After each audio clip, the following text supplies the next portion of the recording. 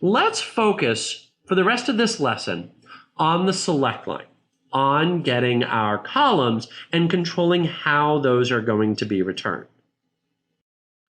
The select line is going to be our focus, but we of course will need to talk a little bit about from, just because that's where we're going to specify our table. We're going to talk a lot more about from, however, a little bit later when we get into doing join. So for right now, it's all about the select line.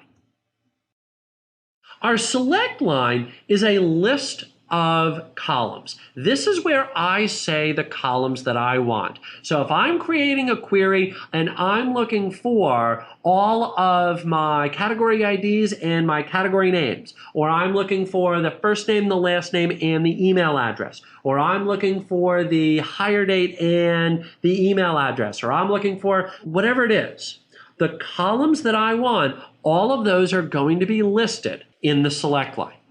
Now, the columns themselves are going to be separated by commas. A good convention to abide by here is to put your columns onto separate lines. And the reason for that is both editability later on and readability. It's much easier for me to see a list of columns, especially in queries that wind up using a lot of columns. Now, one of the basic rules about creating any bit of code is that I never want to be wider than the screen. And so if I'm putting them left to right, and I now need to put in a carriage return, the question then becomes, well, where do I put that in? I don't want to have to make those decisions. That the only decision I want to make is the columns that I need. The formatting, I've already got figured out in my head. I don't have to make that decision again. So all I'm going to do is just list them top to bottom. Now you will need to figure out where you want the commas themselves to be.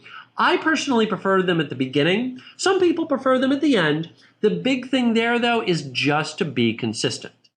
It's also possible to use an asterisk, sometimes known as a splat, sometimes known as star. You'll hear a lot of people saying select star. It is possible to use an asterisk to say you want all columns. Basically, never do this. You may go ahead and execute that real quickly just because I just want to see everything that's inside of a table. But for real world production queries, this is a bad practice. And it's a bad practice for two reasons. Number one is because there is a slight performance hit. Because SQL needs to figure out, all right, well, what columns are inside of this table? That's going to slow things down. But the other big reason to not put in the asterisk is because when I'm creating queries, I always want to ask for what I need and nothing else. That the more that I ask for from my database is the more that it potentially has to load up into memory and the more that it has to send along the network to me. So I want to limit what it is that I'm getting back. One way to do that, of course, is to only ask for just the columns that you need. And so even though today I may need every single column, it's possible that somebody may add on a couple of columns later on. I execute that query and now I'm getting back data that I don't need. So best practice, don't use select star. Let's create our first little query.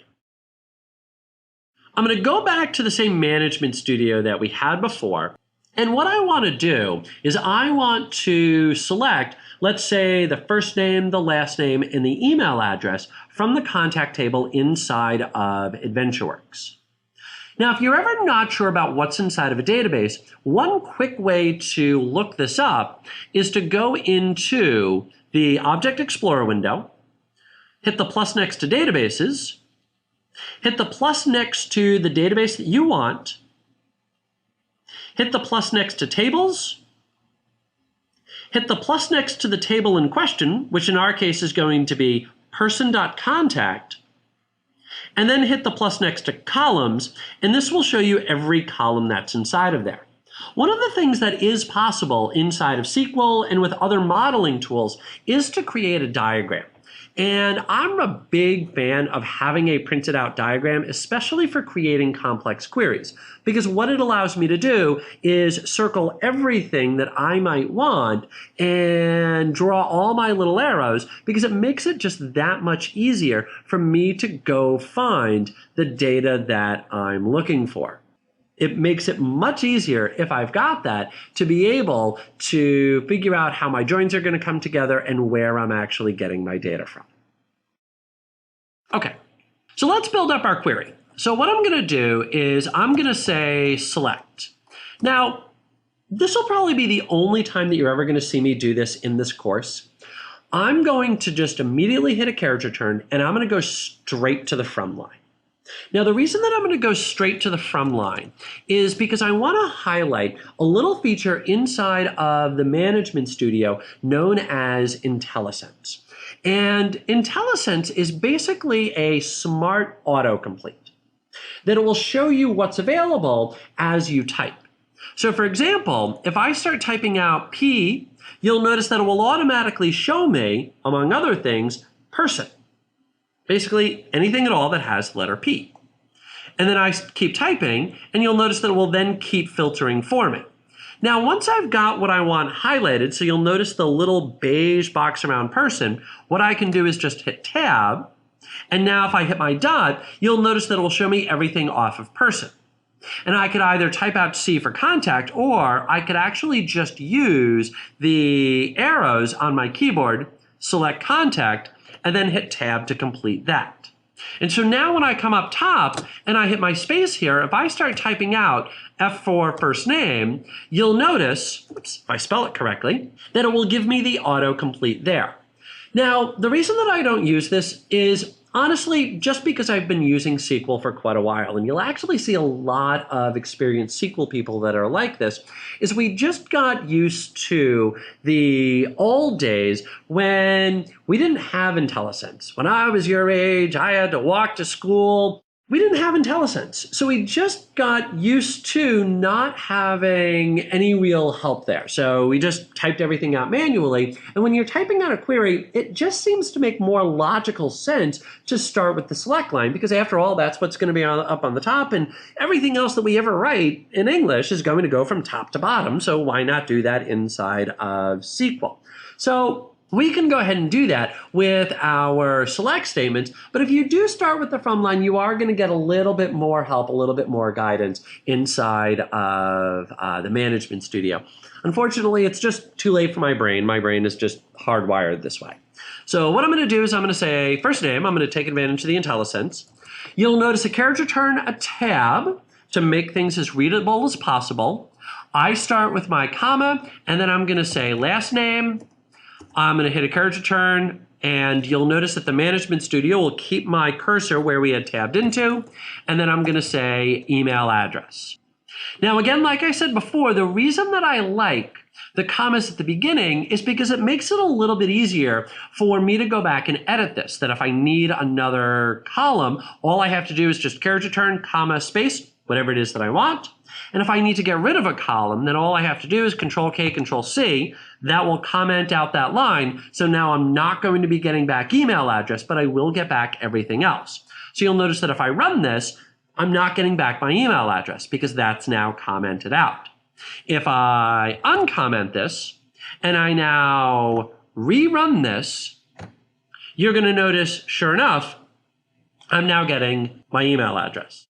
Two last little notes here.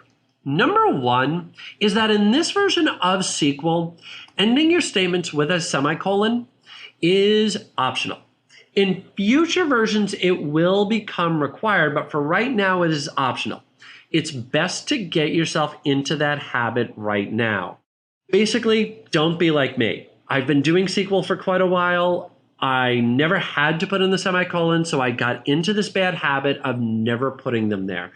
I've been using SQL 2012 for quite a little while now, and I've been trying very hard to retrain my brain to start putting in that semicolon, and I still struggle with it. In fact, you may see me do some demos later where I forget to put that in. It's just taking me a little while to get used to that. So get yourself into that habit right now. It's going to make your life that much easier. The next thing that I want to highlight is a little thing known as selective execution, that one of the things that you can do is highlight a particular section inside of your query window and choose to execute just that. And that's very helpful if maybe I've got multiple select statements or multiple SQL statement, and I just want to choose one to execute. So if I highlight just a particular portion, then just that portion is going to execute. So for example, if I came down here and I said select, and let's say product ID and my name from production product, what I could do is highlight just the bottom one and just execute that, or highlight just the top one and just execute that. And of course, if nothing is highlighted, then it's just going to execute everything on the screen. And you'll notice over here on the right side that I've now got two scroll bars. The first scroll bar is going to be for the first query results. The scroll bar on the outside is going to give me the ability to, well, scroll through my different query results, and so I can see the second one down at the bottom. While I'm in here, let me also highlight the fact that we have the ability to see our results in text, which we can do by clicking on that little button right there. And now when I execute that, you'll notice that we'll get everything in text, which I could then copy and paste or use that maybe in a more complex query to scroll around and see what's going on. And you'll also notice that I have the ability to save the results to a file. And so when I execute it now, what you'll notice that will actually prompt me for a file name, and then I could save that out to a text file. More often than not, though, the grid results is going to be the way to go.